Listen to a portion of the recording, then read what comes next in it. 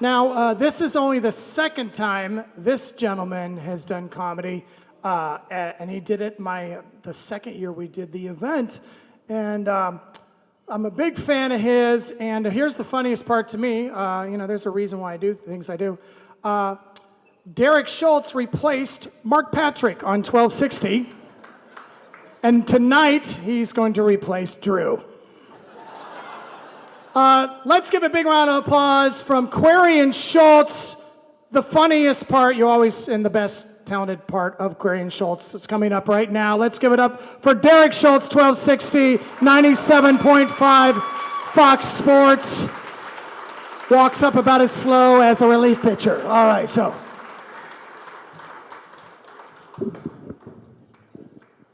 Hi, guys. Sorry about your dad, Drew. No hard feelings with the replacing him on the show there. But I host Quarian Schultz, which, for those of you that don't know, is a sports radio show. And yes, radio is still around. My title, and we got these business cards, which apparently are also still around, a couple of weeks ago.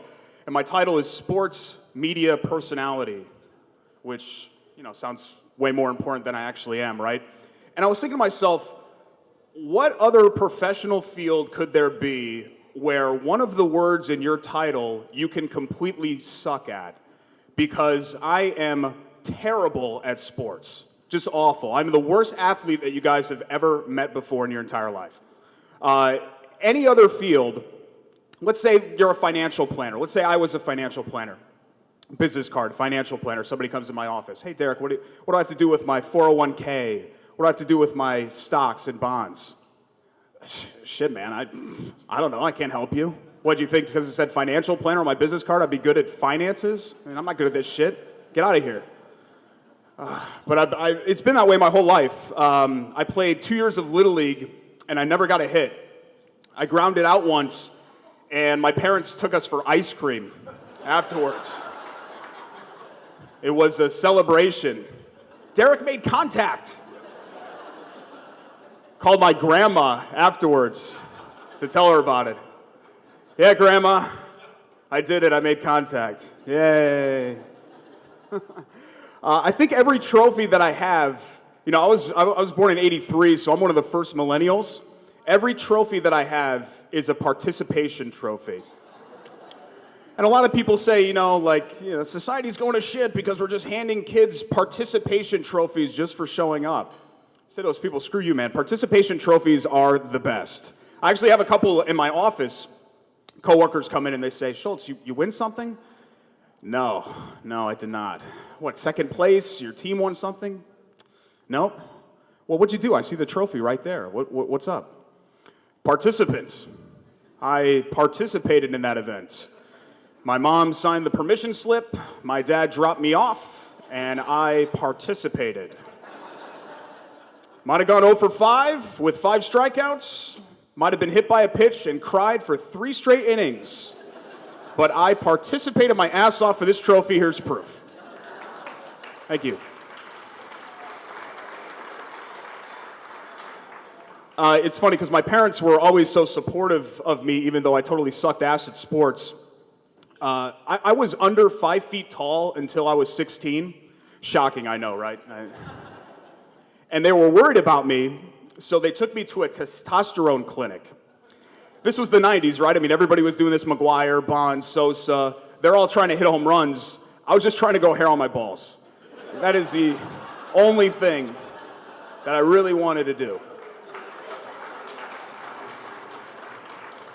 And so we go to the testosterone clinic, and I'm actually excited about this because I'm like, yeah, hell yeah, I want the testosterone. Let's go. I want to be like 6'10 and hit homers and the whole deal. And we go and we meet the doctor, and he's got this long Italian name. I think it was Alessandro. And he goes, yeah, you could call me Dr. Al. And we're in there, and he's being all buddy-buddy with me. And I'll be honest with you, and the guys in the room probably know what I'm talking about. When a doctor's about to look at your dick, you don't really want to be friends with them. You know what I mean? Like, I'm here, you're here, you gotta do what you gotta do. Hopefully there's some ball hair growth at the end of this journey for me. Let's just kind of get this over with as soon as possible. So I'm there all day.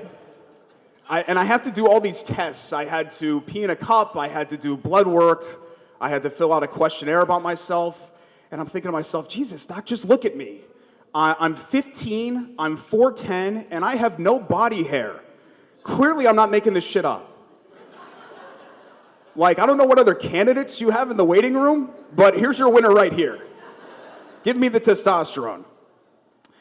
So I leave the testosterone clinic at the end of the day without any testosterone. Dr. Al said that nature would take its course and that the puberty train would come chugging along to the station real soon.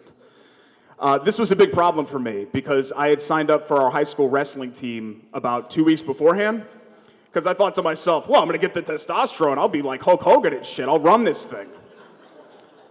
We had an inter-squad scrimmage. It was our first match ever, and it was you wrestle against your teammates. And it was a friends and family only event.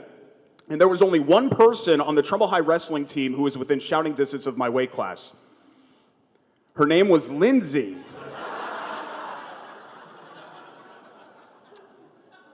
So I'm thinking to myself, okay, this isn't ideal, right? But man versus woman in a physical confrontation, science is going to win out here. I do not need the testosterone.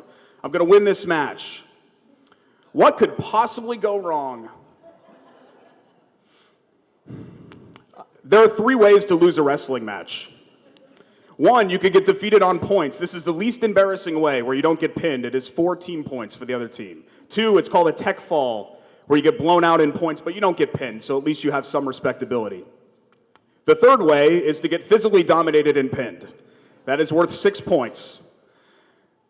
That fateful night, Lindsey Pearlman scored 6 points for her team.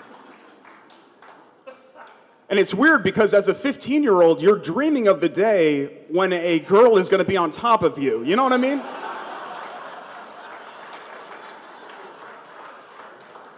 And let me tell you, that dream turned into a fucking nightmare. Just awful.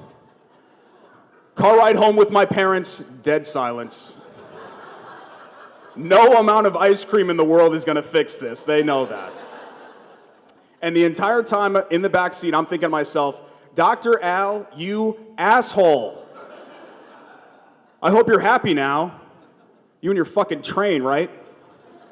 Guess I got to catch the next train. But I do have something, thankfully, to commemorate the 1998 Trumbull High School wrestling team. In fact, it's in my office at work. Coworkers can come by and see it. Derek Schultz, participant. Thank you guys very much. I really appreciate it.